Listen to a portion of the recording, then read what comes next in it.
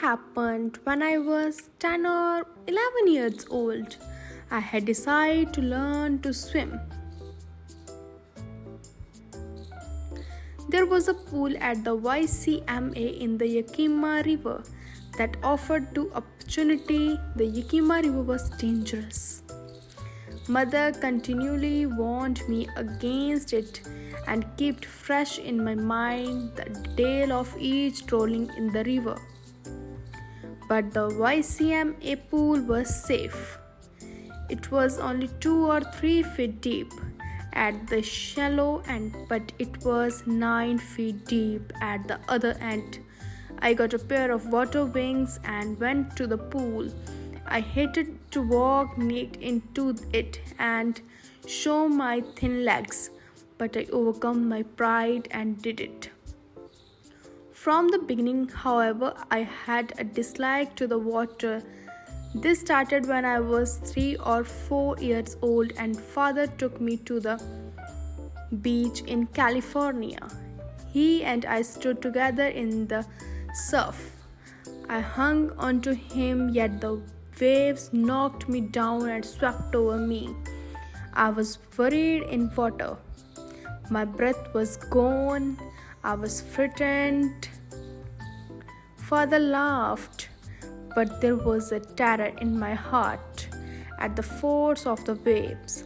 My introduction to the YCMA swimming pool brought back unpleasant memories and aroused childish fear. But in a little while, I gathered confidence.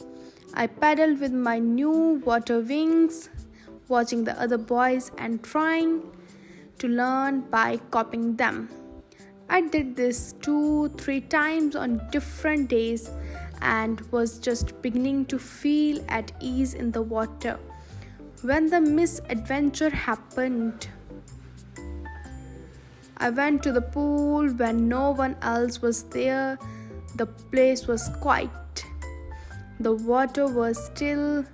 I sat on the side of the pool to wait for others. Then came a big boy, probably 18-year-old. He had thick hair on his chest. His legs and arms had glistening muscles. He yelled, "Hi, skinny, how do you like to do? Be ducked." He picked me up and threw me into the water. On the way down, I planned when my feet will hit the bottom, I would make a big jump and come to the surface. Then I would lie flat on the water and paddle to the edge of the pool. It seemed a long way down. Those 9 feet were more like 90, and before I touched bottom, my lungs were ready to burst. When I reached the bottom, I used all my strength and jumped. I imagined that I would come up to the surface in a second. Instead, I came up slowly. I opened my eyes and saw nothing but water that had a dirty yellow color to do. I got scared. I was suffocating. I tried to cry, but no sound came. Then my eyes and nose came out of the water, but not my mouth. I moved at the surface of water. I tried to bring my legs up, but they hung as dead. I started going down back to the bottom of the pool. My lungs ached, my heart beat fastly, and I feel dizzy. But I remember the strategy. I would jump from the bottom and come on the surface. Then I would lie flat on the water and get to the edge of the pool. I went down endlessly. I opened my eyes. Nothing but water with the yellow dark glow. And then terror seized me. Terror that knows no understanding, terror that knows no control, terror that no one can understand who has not experienced it. I was crying underwater. I was paralyzed underwater, stiff, rigid with fear. Even my screams were frozen. Only my heart and the throbbing in my head said I was alive. And then, in the mindset of came a touch of sense. I must remember to jump when I hit the bottom. At least I felt tiles under me. I jumped with everything I had, but the jump made no difference. The water was still around me. Complete terror took an even deeper hold on me. My arms would not move. My legs would not move. I tried to call for help, to call for mother. Nothing happened. And then, strangely, there was a light. I was coming out of the water. At least my eyes were, my nose was almost out too. But similar to the first time, my mouth did not come out. I started going down again. I sucked for air but got water. No, I am tired. The yellow light was disappearing. Then all efforts was completed. I relaxed. Even my legs felt limp and a blackness swept over my brain. It wiped out fear. I wiped out terror. No more panic. I was quiet and peaceful. Nothing to be afraid of. It's nice to be drowsy, to go to sleep. No need to jump. Too tired to jump. It's nice to float in space. Now I must go to sleep.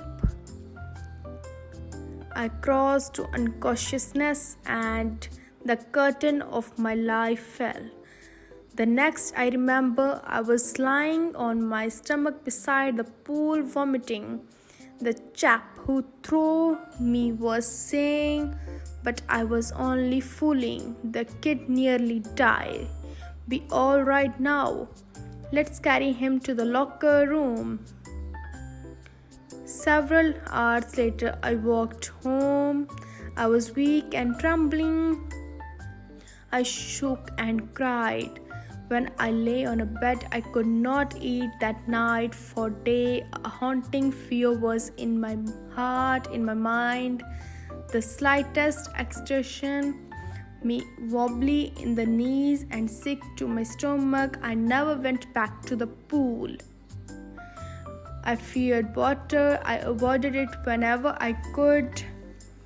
A few years later, when I came to know the water cascades, I wanted to get into them. Cascades means waterfall. And whenever I did, whether I was walking or bumping river or bathing in warm lake of the goat rocks, the terror that had ceased in the pool would come back. It would take control of me completely. My legs would become paralyzed. Icy horror would grab my heart. The handicap stays with me as year rolled by. Whenever I was on fishing, the haunting fear followed me. It destroys my fishing trips, deprived me of the joy of canoeing, boating, and swimming. Finally, one October, I decided to get an instructor and learn to swim. I went to a pool and practical 5 days a week, an hour each day. The instructor put a belt around me and attached a rope to it. The rope went through a cable above, and the other end of the rope was held by him. We went back and forth across pool hour after hour, day after day, week after week. On each trip, a bit of panic seized each time the instructor relaxed his hold on the rope and I went under. Some of the old terror returned.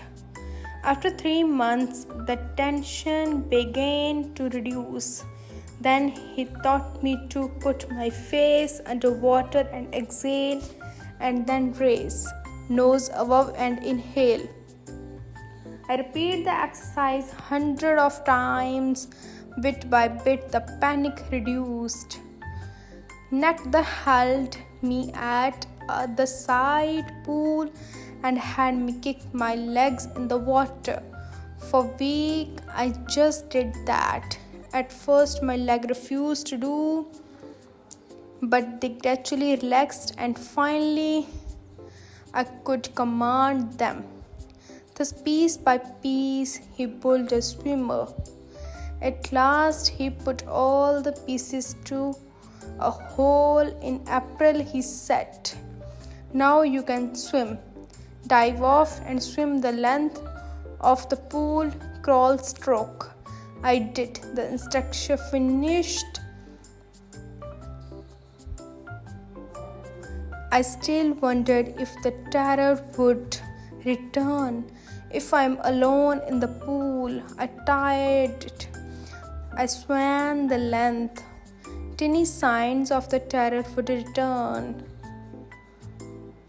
But now I could say to the terror trying to scare me, "You, well, here's to you. Look." And then I will go for another length of the pool. This went on until July, but I was still not satisfied. I was not sure that all that terror had left. So I went to Lake Wentworth, dived at Triggs Island 2 miles across the lake and reached Trump Island. Only once did the terror return. When I was at the middle of the lake, I put my face under and saw nothing but bottomless water. The old sensation returned in miniature. I laughed and said, "Well, Mr. Terror, what do you think you can do to me?" It fled and I swam on, yet I had doubts left. Went to the high grassland by the side of warm lake and camped there. The next morning I took off clothes, dived into the lake and swam across to the other shore and back, just as Tom Cockburn used to do. I had conquered my fear of water. The experience had a deep meaning for me, as only those who have known stark terror and conquered it can appreciate. Stark terror means extreme terror. In death, there is peace. There is terror only in the fear of death, as Roosevelt knew. We have to fear, as I had experienced both the sensation of dying and the terror the fear of dying can produce. The will to live somehow grew. At last I feel released, free to walk the trails and climb the peak and to set aside fear.